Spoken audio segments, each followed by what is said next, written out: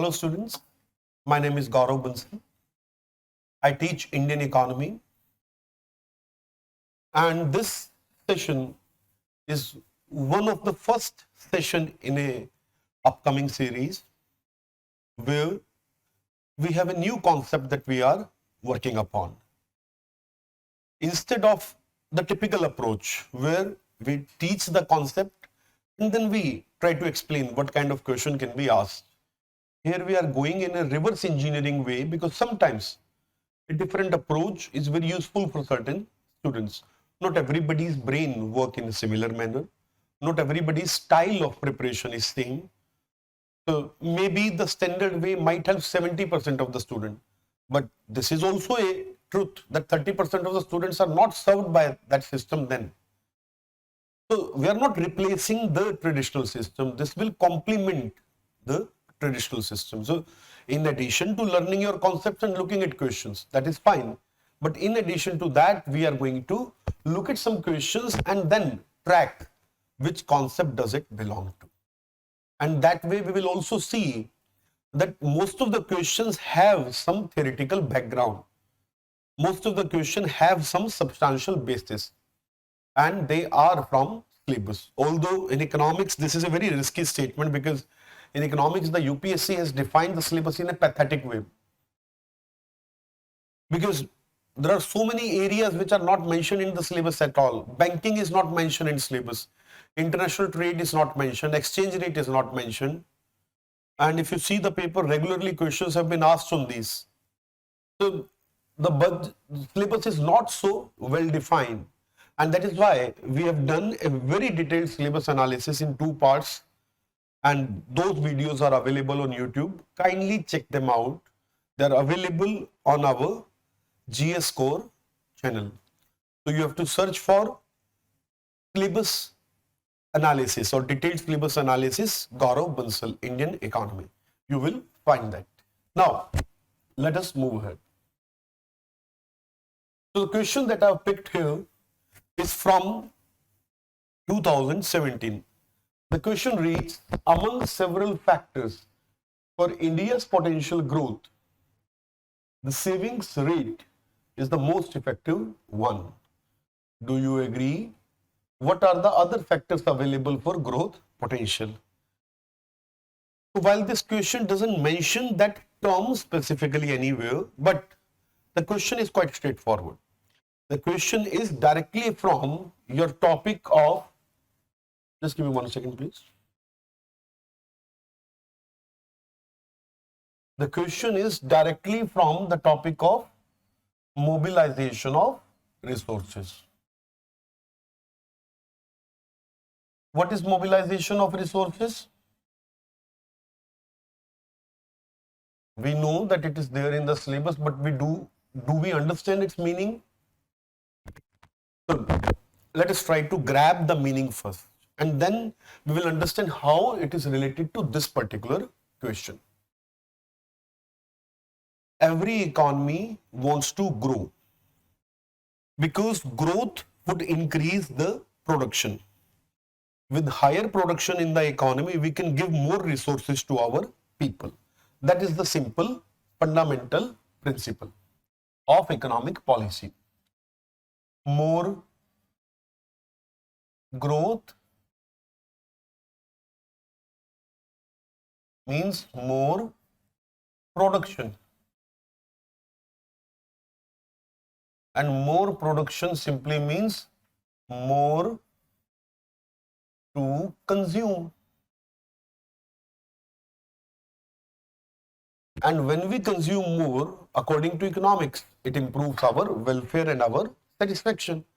We are not talking about whether people are in depression or not, whether people are happy with their social condition or not. No, we are not into that business here.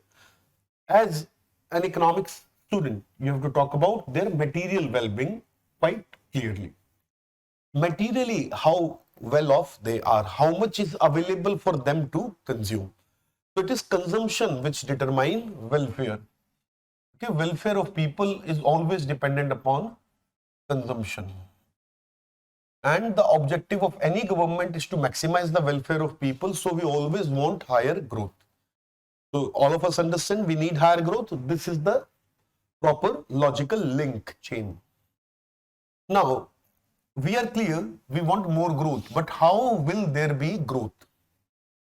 Growth will be there when we open more factories, when we open more offices, we construct more infrastructure, we create more roads, airports, ports, okay? We create more school colleges, we create more hospitals, and many more. Basically, when we increase the production capacity of the economy, cargo handling capacity of the economy, then the growth will be higher. Now, in order to open more factories, in order to open more units, school, colleges, all that I have named, we need more money. So ultimately, for growth, we need investment.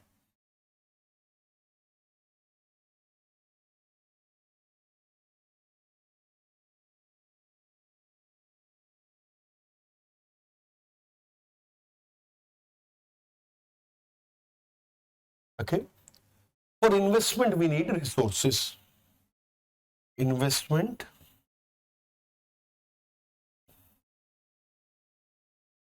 needs resources. And from where these resources are going to come. This is the mobilization of resources. How do you finance your investment, or how do you finance your growth? That is your resource mobilization. Government does it through taxation. Government tax us, and with that money, definitely it runs the government machinery, but in addition, it also creates basic infrastructure, and it also creates health and education infrastructure. So, communication, power, transport, health, education, these are the 6 basic infrastructure that government creates.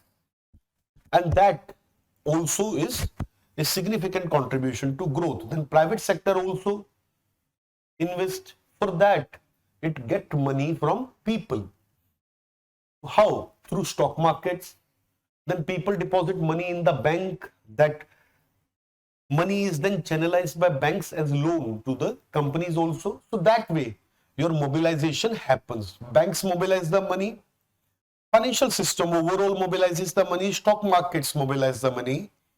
And government also mobilizes this money. What is mobilized?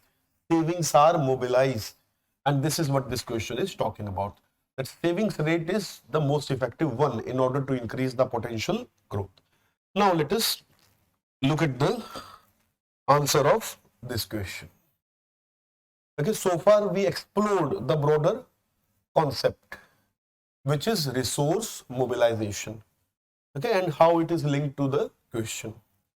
Now let us look at the answer of this question. So, in this particular question, you have to argue, first of all, what is potential growth? Potential growth is the ability of the economy to grow at a certain rate. But every economy has some limitation given its resources, given its capital, given its population, given its human resources. Now, some countries which have large populations, skilled labor force, and significant natural resources, those countries have almost untapped potential. If they can continue to get capital, they can continue to grow faster.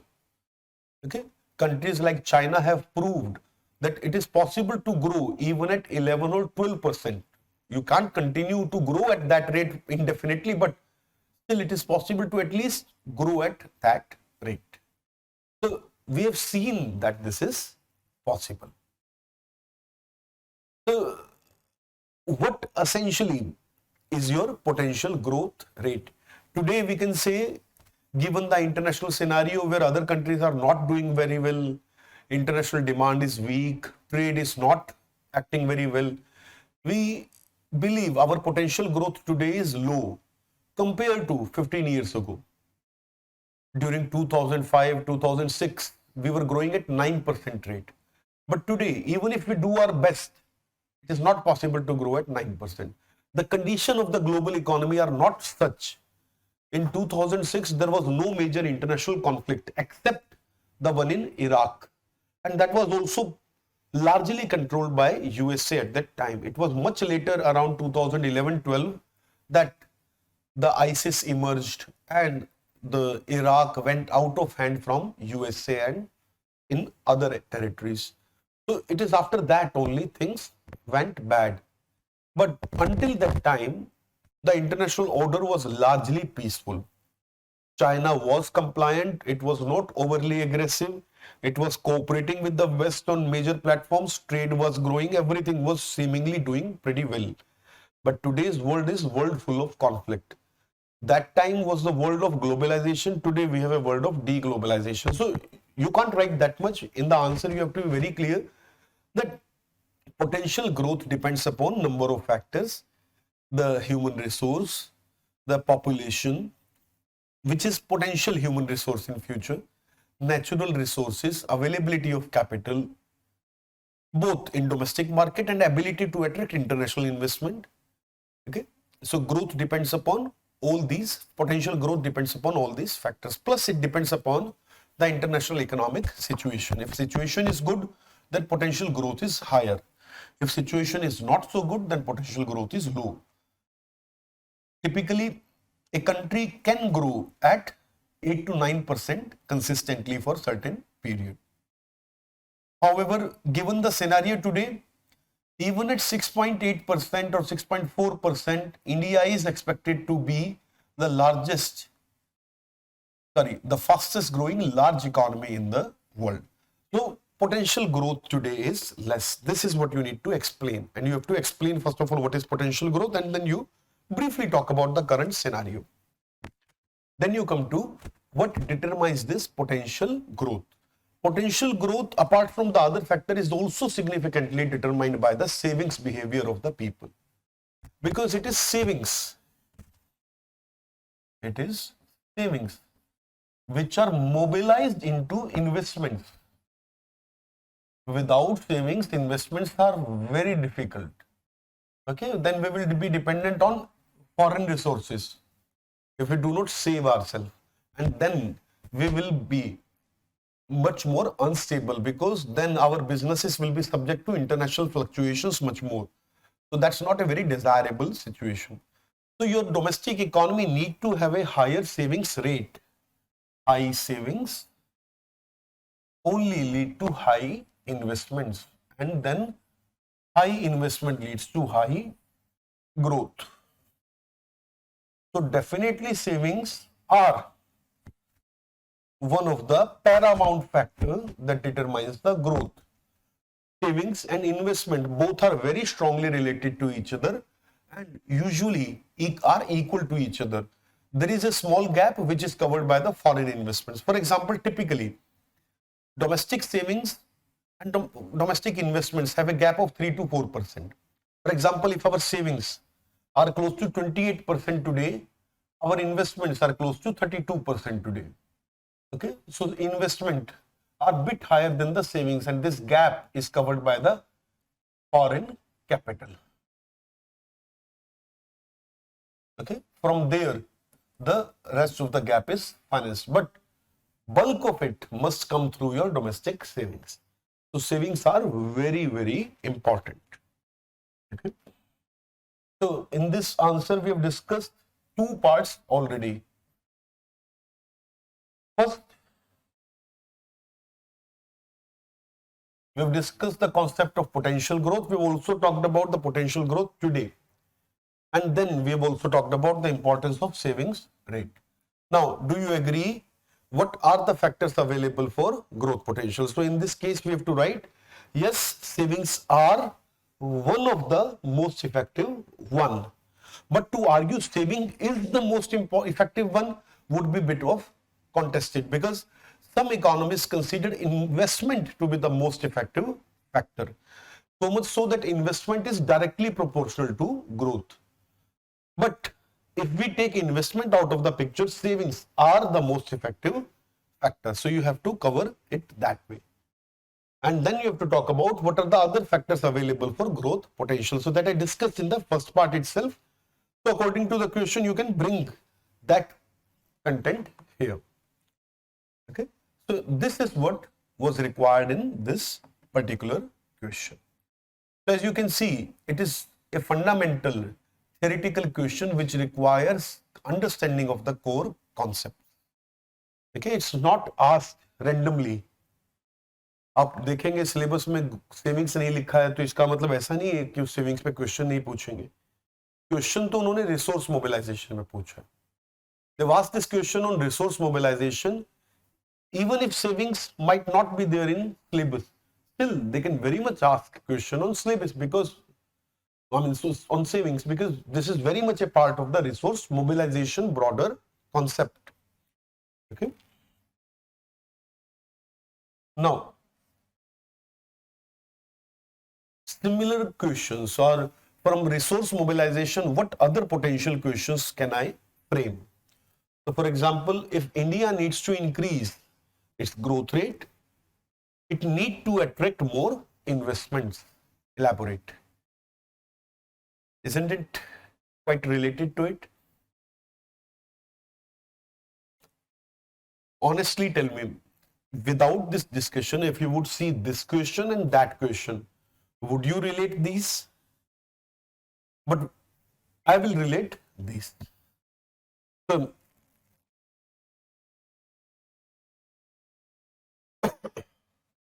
increase its growth rate. Here you have to talk about potential growth. If India needs to increase its potential growth, or India needs to achieve the potential growth, then it needs to attract more investments. So definitely it needs to attract more investment. People will save more if they get more rewards from investments. Foreign investors will also invest more in India if they get better returns for their investments. So if growth is more, definitely return on the investment is good. Return on investment is, for example, you open a factory with a cost of 50 crore rupees. And let us say annually, after first year, which is bit of the setup year, let us say from second year onwards, you start earning 15 crore rupees from this factory. Then it would be considered as a decent return. Okay? Because let us say this factory has a lifetime of 20 years. So this factory which costed you 50 crore rupees, you will have a return of almost 300 crore. Obviously, there is raw material, there is human, there is all other factors, but still, this would be a very decent return.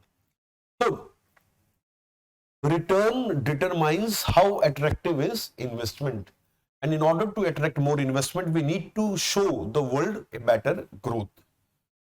Okay, our corporates should be more profitable. That way, more and more people will save money and put it in stock markets, put it in banks for higher interest, or put it into corporate FDs. More and more foreign investors will come into India to share the benefits and fruits of India's growth. So this question is pretty much related to the earlier question. Next question. The savings and investments are complementary to each other. Okay. And both are equally important for national growth. This question I really would like you to attempt on your own, and please attempt write in the comments.